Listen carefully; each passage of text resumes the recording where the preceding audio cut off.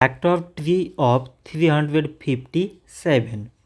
So 357, it can be written as 3 times 119.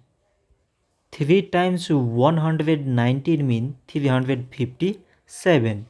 Now 119, it can be written as 7 times 17.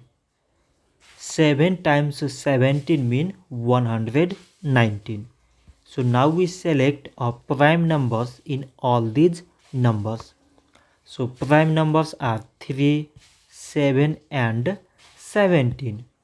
So we can write 357 is equal to product of all these prime numbers, that is 3 times 7 times 17.